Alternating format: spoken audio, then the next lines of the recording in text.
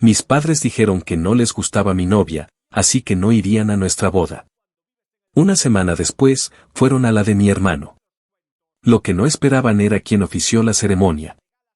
Mis papás nunca fueron exactamente el modelo de apertura mental o emocional, pero hasta ese punto, jamás había sentido una traición tan directa de su parte. Desde que empecé a salir con Emily, la tensión en mi casa se volvió casi un acto reflejo. Bastaba con mencionarla para que mi madre frunciera el ceño como si hubiera olido leche podrida y mi padre soltaba algún comentario pasivo-agresivo como quien lanza migajas al suelo esperando que nadie se dé cuenta. Al principio lo tomé con paciencia, pensando que era cosa de tiempo, de que la conocieran mejor, de que dejaran de lado sus prejuicios, pero no. Entre más pasaba el tiempo, más evidente se hacía que simplemente no la querían cerca. No porque ella fuera grosera o problemática, todo lo contrario, sino porque no encajaba en el molde que ellos siempre imaginaron para mí. Emily no venía de una familia acomodada, no tenía apellidos que le sonaran de confianza ni compartía sus hábitos religiosos.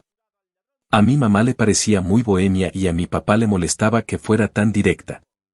Pero lo que más les ofendía, aunque nunca lo dijeron en voz alta, era que yo no buscaba su aprobación para seguir con ella. Cuando decidimos casarnos, lo hicimos con un entusiasmo casi infantil. Reservamos un salón pequeño en una iglesia luterana en el centro de Chicago, uno de esos sitios sencillos pero llenos de historia, con vitrales que atrapaban la luz como si guardaran secretos antiguos. Queríamos algo íntimo, sin pretensiones, sin lujos innecesarios. Solo nosotros, nuestros amigos más cercanos, y mi esperanza de que mis padres, aunque no fueran protagonistas, al menos estuvieran allí. Faltaban exactamente 3 meses cuando me senté con ellos para contarles la noticia. Mi madre estaba preparando café y mi padre revisaba unos papeles en la mesa del comedor. Les dije que ya teníamos fecha, que nos íbamos a casar el 14 de marzo, y que nos haría muy felices tenerlos con nosotros. Ella apenas levantó la vista de la cafetera y me soltó, con un tono tan neutro que dolía: no nos gusta esa muchacha, ya te lo hemos dicho. No vamos a participar de algo en lo que no creemos. Y mi padre, sin levantar la mirada, remató con un haz lo que quieras, pero no esperes que lo aplaudamos. Ese día no hubo gritos. No hubo llanto. Ni siquiera una pelea. Fue más frío que eso. Como si hubieran cerrado una puerta con cerrojo sin molestarse en mirar atrás. Emily me abrazó esa noche con más fuerza de la habitual, pero no hizo preguntas. Sabía que me dolía. Yo traté de actuar como si no fuera gran cosa, como si pudiéramos con eso y más, pero la verdad es que sentí una punzada profunda que no desapareció ni siquiera cuando firmamos los papeles en el ayuntamiento. Rodeados de 5 amigos que hicieron de testigos, camarógrafos y familia improvisada. Fue un día especial, claro que sí. Ella estaba hermosa, yo no dejaba de sonreír, y nos prometimos amor eterno con las manos temblorosas por la emoción. Pero no puedo mentir, había una silla vacía en mi corazón, 2, en realidad, que ni las palabras más lindas de nuestros amigos pudieron llenar. Después de la boda, hubo un silencio denso entre mi familia y yo. No me llamaron. No preguntaron cómo había sido. Ni siquiera una felicitación por compromiso. Solo seguían con sus vidas, como si el evento jamás hubiera sucedido. Pero una semana después, me enteré de algo que no solo me rompió por dentro, sino que hizo hervir todo ese dolor en una furia tan silenciosa como letal. Mi hermano menor, David, iba a casarse también. Nadie me había dicho nada, por supuesto. Me enteré por una historia en Instagram donde él aparecía con su prometida, en un restaurante caro con una caja de anillo abierta frente a ellos. Mi sorpresa no fue el compromiso, sino la fecha, el sábado siguiente. Una boda express, completamente organizada en secreto. Y lo más brutal no fue descubrirlo así. Fue leer en un pie de foto que la familia está muy emocionada de acompañarnos. Esa familia incluía, claramente, a mis padres. Los mismos que una semana atrás se negaron a ir a la mía porque no creían en mi relación. No pude dormir bien esa noche. Me levanté al menos 3 veces solo para ir a la sala, mirar al vacío y preguntarme qué clase de mensaje querían darme con eso. No era solo una preferencia. Era un rechazo activo, rotundo. Una forma de dejar claro que, para ellos, mi vida con Emily no valía lo suficiente como para presenciarla, pero la de David sí. Y en ese momento, entre el insomnio, el resentimiento acumulado y una idea absurda que empezó como chispa, decidí que si no iban a respetar mi boda, iban a presenciar mi respuesta de una forma que jamás olvidarían. Actualización 1. Una semana después, el sábado exacto en que mi hermano David iba a casarse, me encontré caminando hacia la iglesia donde sería la ceremonia.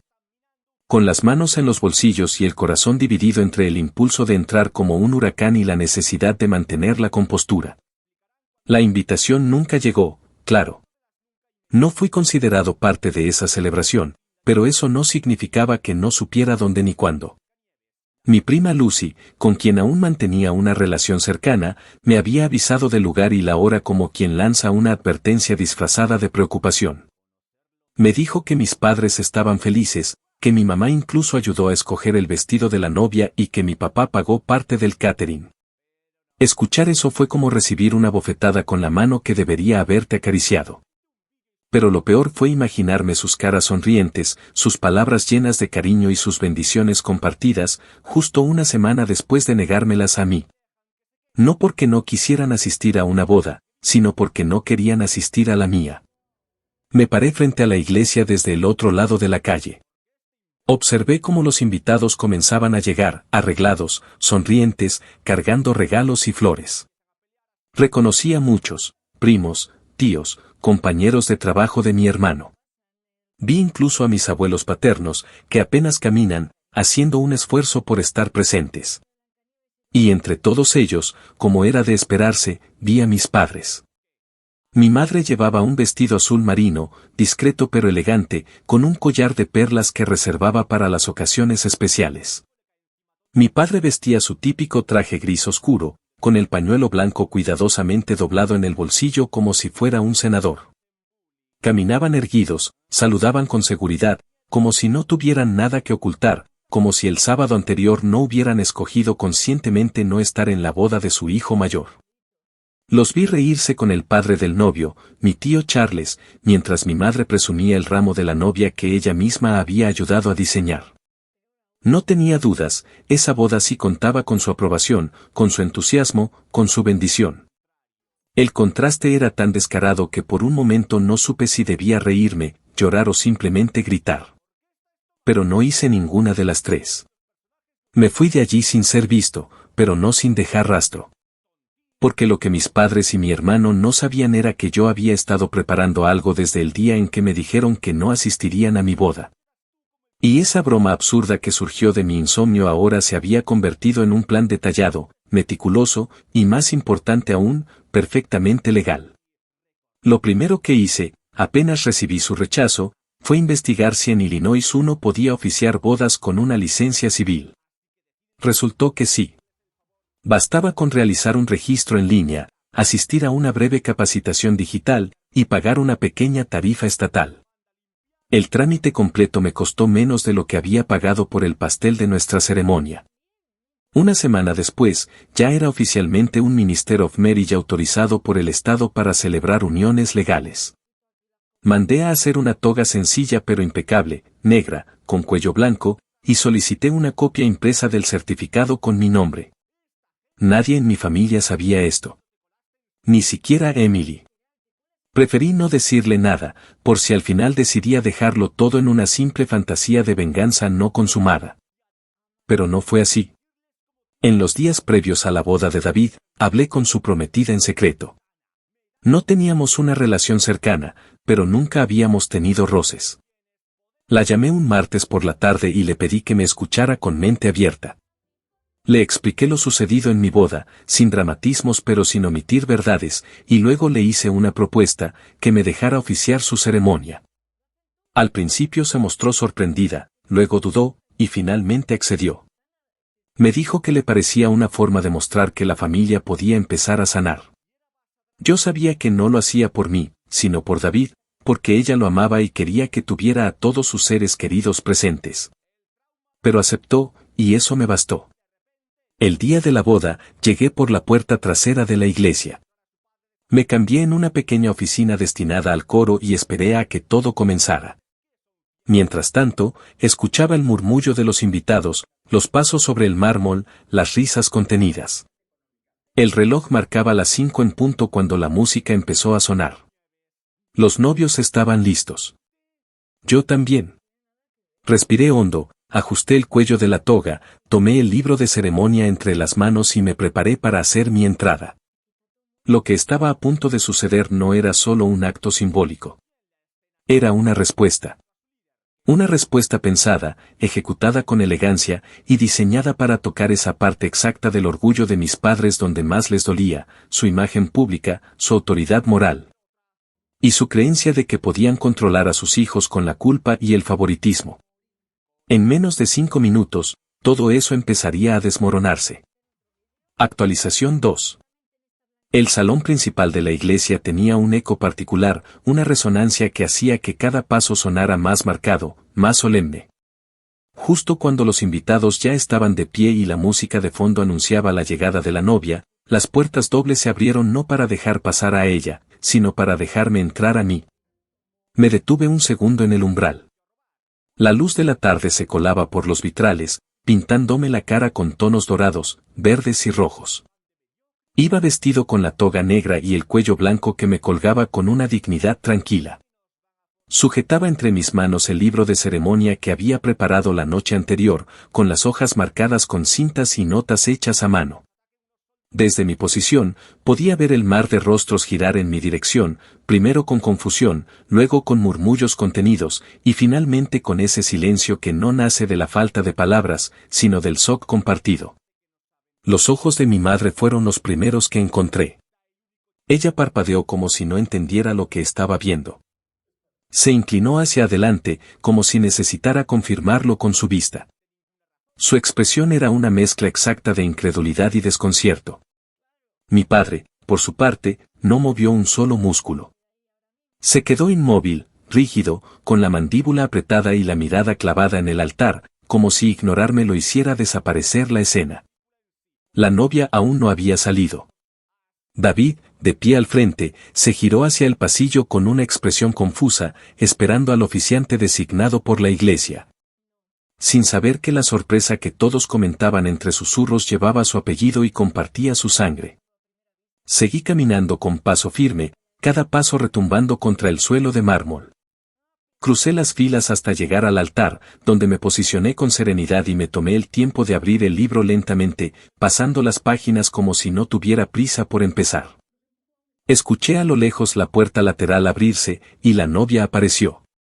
Lucía radiante, vestida de blanco con detalles en encaje y una sonrisa que disimulaba el nudo evidente en su garganta. Ella lo sabía exactamente quién iba a estar al frente, y aún así no se detuvo.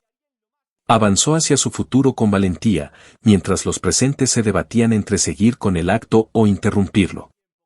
Nadie lo hizo. Ni siquiera mis padres. Cuando tomé la palabra, mi voz salió firme. Había ensayado ese momento tantas veces que las palabras salían solas, pero no robóticas, estaban cargadas de intención.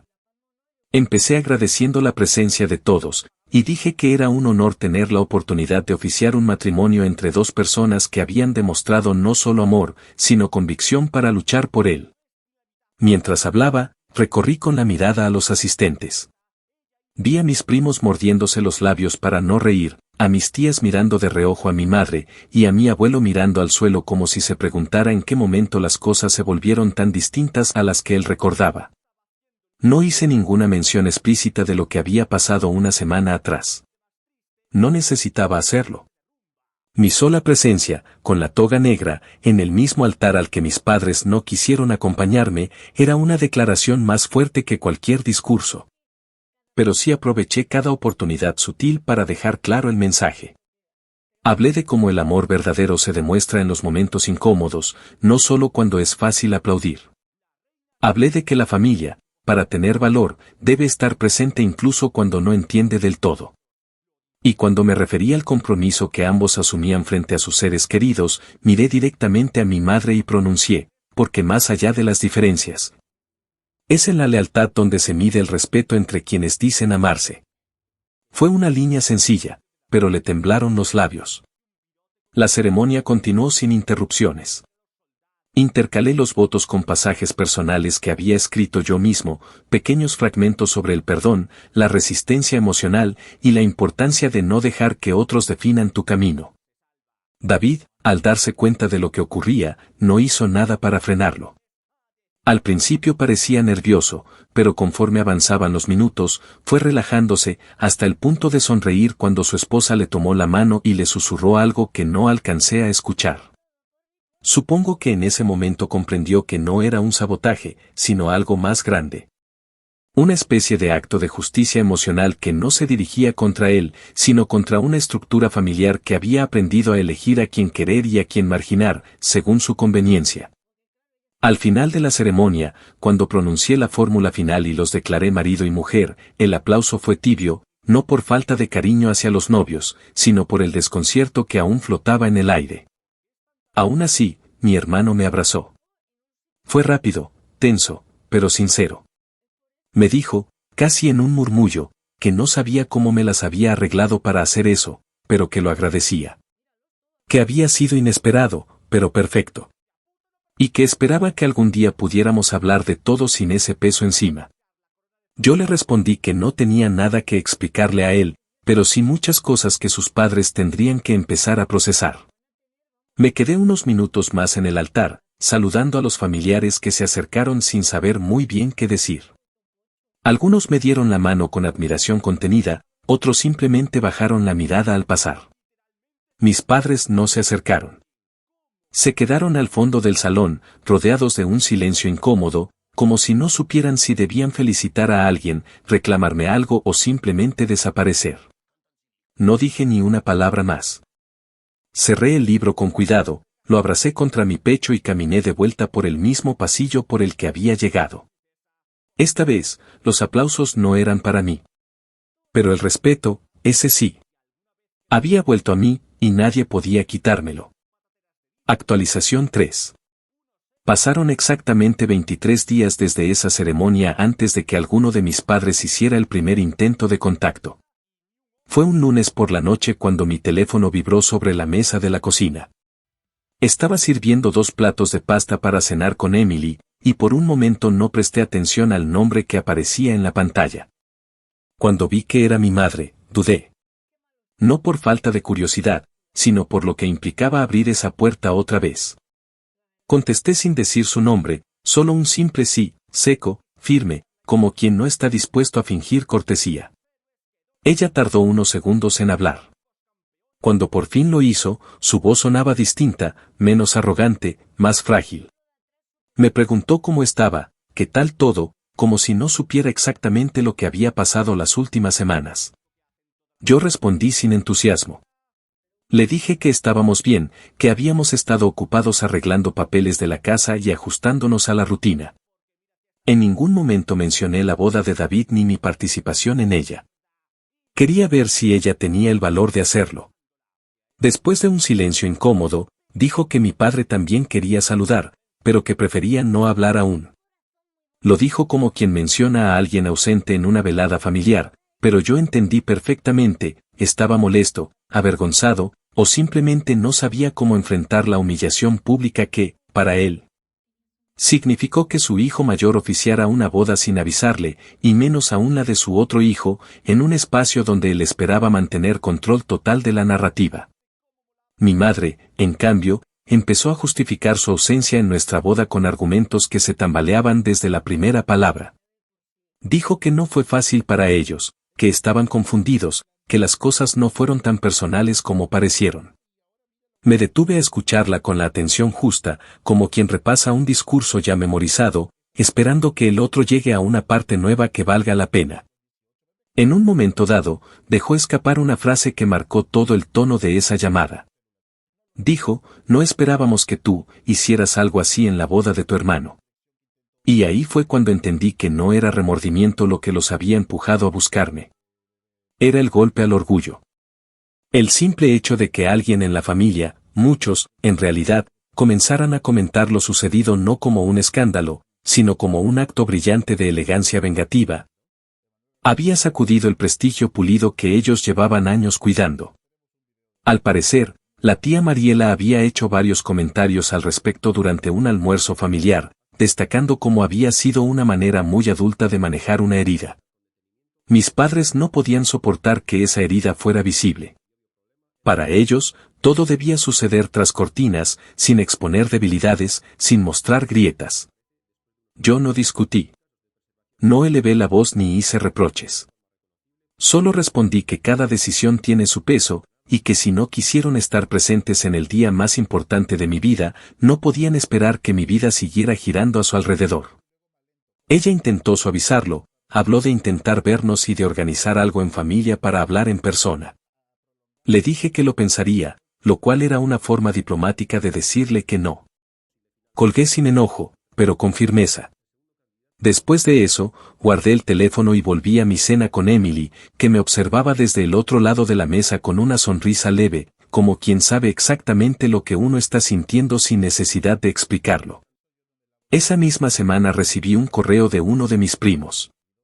Me decía que mi padre había estado preguntando si aún tenía contacto con el pastor de la iglesia donde fue la ceremonia, porque supuestamente querían pedir una copia oficial del video.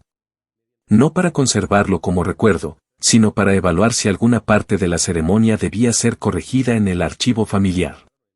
Me reí cuando lo leí. Era tan ridículo, tan superficial, tan en línea con su obsesión por controlar la historia, que me pareció casi una parodia. Les respondí con una sola frase: la ceremonia fue válida, legal, y no requiere corrección. No volví a recibir otra solicitud. Con cada día que pasaba, era más evidente que lo que había hecho en ese altar había dejado una marca. No solo en mis padres, sino en la dinámica completa de la familia. Las conversaciones en los almuerzos ya no giraban en torno a lo que ellos decidían, y algunos de mis primos incluso me buscaron para decirme que les había dado valor para poner ciertos límites con sus propios padres. Lo que para mí había sido un acto personal de sanación, empezó a convertirse, sin proponérmelo, en un símbolo de algo más grande. De que el respeto no se pide, se impone. De que no todo puede seguir funcionando bajo las reglas del silencio y la manipulación emocional. Y aunque mi intención no fue cambiar la estructura familiar, no negaré que me dio cierta paz ver cómo empezaban a tambalearse sus cimientos. Actualización 4. Pasaron 2 meses completos sin ningún intento más de contacto directo. Ni llamadas, ni mensajes, ni invitaciones a cenas familiares. Fue como si mis padres estuvieran esperando a que el escándalo se diluyera por sí solo, como si el tiempo pudiera suavizar el hecho de que su rechazo ya no era un secreto que podían barrer bajo la alfombra. Mientras tanto, Emily y yo seguíamos construyendo nuestra rutina en paz. Habíamos encontrado una casa modesta pero luminosa en un vecindario tranquilo de Naperville. Las mañanas eran silenciosas, con café caliente y ventanas abiertas, y por primera vez en mucho tiempo, empecé a sentir que tenía algo parecido a estabilidad. Fue entonces cuando recibimos una invitación inesperada. Una de mis primas más cercanas organizaba una celebración doble, su cumpleaños y el aniversario de bodas de sus padres, mis tíos. Y había decidido hacerlo en la misma finca familiar donde solían reunirse todos para Navidad. Dudé en ir. Sabía que mis padres estarían presentes y que lo más probable era que intentaran actuar como si nada hubiese pasado. Pero fue Emily quien me miró y me dijo, sin necesidad de alzar la voz, que a veces no se trata de evitarlos, sino de demostrar que su ausencia ya no condiciona nuestra presencia. Así que aceptamos. El día del evento, llegamos temprano. Mi prima se encargó de hacernos sentir bienvenidos desde el primer momento, y algunos familiares incluso nos abrazaron con entusiasmo que no esperaba. Era evidente que, en privado, muchos habían formado sus propias opiniones sobre lo ocurrido y no todos coincidían con la versión de mis padres. Cuando ellos llegaron, la atmósfera se tensó ligeramente, como si una brisa pesada se hubiera metido entre los árboles. Mi madre cruzó el patio con pasos contenidos, mirando a todos menos a mí. Mi padre saludó a unos cuantos de manera protocolaria, pero evitó mirarme incluso cuando pasamos a apenas 1 metro de distancia. Durante la comida, los organizadores pusieron una pantalla y un proyector para mostrar algunas fotos familiares a modo de homenaje. Aparecieron imágenes de navidades pasadas, bodas antiguas, cumpleaños infantiles. En una de las fotos más recientes, la boda de David, hubo un silencio incómodo cuando apareció en pantalla una imagen mía con la toga, flanqueado por los novios, todos sonriendo. Fue uno de esos momentos donde nadie dice nada, pero todos sienten que algo está pasando. Yo no aparté la vista. Ni Emily. Mis padres, en cambio, bajaron la mirada como si les ardiera el reflejo en la pantalla. Esa imagen era innegable. No era un rumor, no era una exageración, era evidencia sólida de que la narrativa ya no les pertenecía por completo. Minutos después, mientras tomaba agua cerca de la mesa de postres, mi madre se me acercó con una expresión ensayada, de esas que usaba cuando quería aparentar neutralidad mientras por dentro hervía. Me preguntó si teníamos un momento para hablar.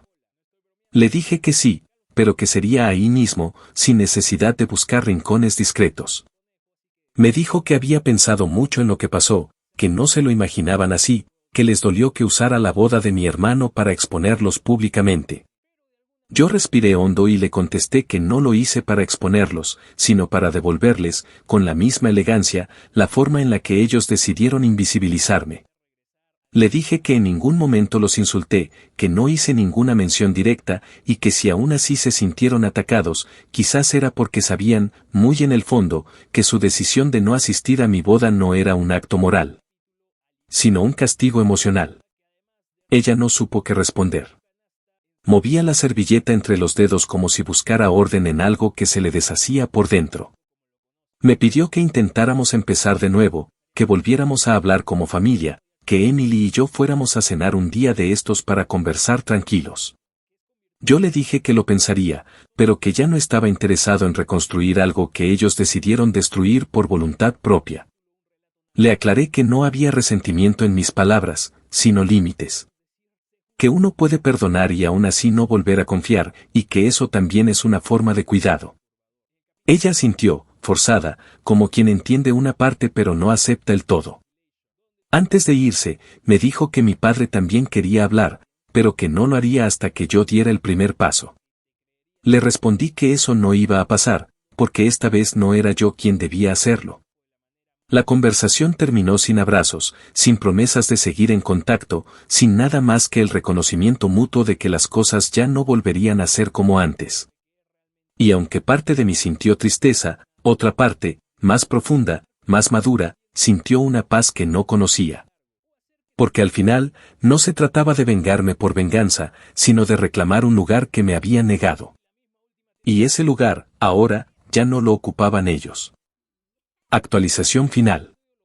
6 meses después de aquella conversación en la finca, la vida se había asentado en una rutina tan tranquila que casi parecía ajena a todo lo que había pasado antes. Emily y yo estábamos disfrutando la estabilidad sin sobresaltos, sin expectativas externas que manipularan nuestras decisiones, sin cenas familiares disfrazadas de exámenes, y sin llamadas que comenzaban con frases como a ver si ya maduraste. La casa ya estaba completamente amueblada, el pequeño jardín en el patio trasero florecía con las semillas que plantamos a finales de primavera y por primera vez en años. Cada rincón de mi vida parecía responder a mis decisiones y no a las de otros. No era una felicidad eufórica ni explosiva, pero sí una de esas que te llena los huesos de calma. Durante ese tiempo, mis padres intentaron un par de veces restablecer contacto. Me enviaron un par de correos, uno incluso con una fotografía vieja mía de cuando era niño, acompañada de una frase corta: pensamos en ti más seguido de lo que crees.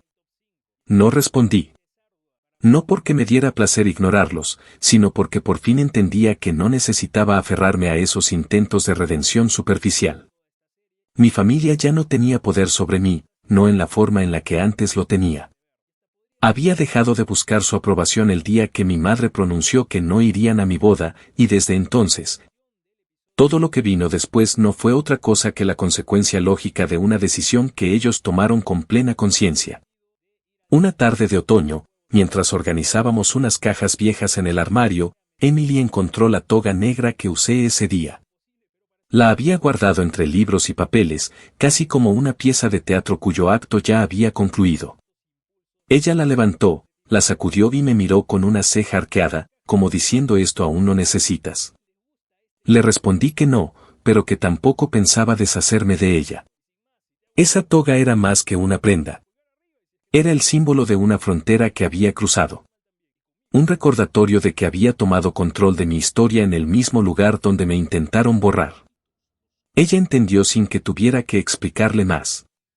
La dobló con cuidado y la guardó de nuevo, esta vez en una caja con otras cosas que catalogamos como las que nos recuerdan por qué somos quienes somos. Un par de semanas después, fuimos invitados a otra boda, esta vez de un amigo de la universidad que, al enterarse de que yo tenía licencia para oficiar, me pidió que fuera el encargado de llevar a cabo la ceremonia. Dudé al principio. Me pregunté si quería repetir algo tan cargado de significado personal en un contexto ajeno. Pero lo hice. Vestí la toga, abrí el mismo libro de ceremonia, actualizado esta vez con notas nuevas, menos amargas y más luminosas, y pronuncié palabras que no eran una respuesta a nadie, sino una celebración sincera de dos personas que se elegían sin condiciones. Al terminar, uno de los invitados se me acercó y me dijo que nunca había visto una ceremonia tan sentida, que parecía que cada palabra había sido vivida antes de ser dicha. No le respondí, solo sonreí. Porque tenía razón. De mis padres no he vuelto a saber más que lo mínimo necesario. Mi madre me envió una postal para Navidad con una nota tibia y firmada con ambos nombres, pero sin mayor contenido que aún esperamos que estén bien. No hubo invitaciones, ni intenciones de sentarnos a hablar, ni menciones de aquel día en la iglesia. Supongo que aprendieron que el silencio pesa distinto cuando ya no hay quien cargue con la culpa. Y tal vez esa fue la mayor enseñanza para ellos. Que uno no puede imponer castigos emocionales sin que algún día se reviertan con una precisión quirúrgica. Que las heridas no siempre se lloran, a veces se enmarcan y se convierten en respuestas vivas. Hoy, cuando alguien me pregunta por mi familia, ya no dudo ni trago saliva. Digo lo que es, tenemos una relación distante, educada, pero no cercana. Y lo digo con una naturalidad que antes me habría roto por dentro. Porque entendí, finalmente, que ser hijo no implica aceptar todo. Que la sangre no da derecho al desprecio ni a la indiferencia. Que el amor real, el que vale la pena sostener, no se basa en jerarquías heredadas, sino en lealtades construidas con actos. Y si alguna vez vuelven a preguntarse por qué hice lo que hice, si en alguna reunión familiar alguien murmura que fui demasiado drástico, que pude haberlo manejado distinto, lo cierto es que podrán decir muchas cosas. Menos que me quedé callado. Oficié la boda de mi hermano delante de quienes me negaron la mía. Y lo hice no para vengarme, sino para poner las cosas en su lugar. Porque en esta historia, por primera vez, fui yo quien sostuvo el micrófono. Y no lo solté hasta que terminé de decir todo lo que ellos nunca quisieron escuchar.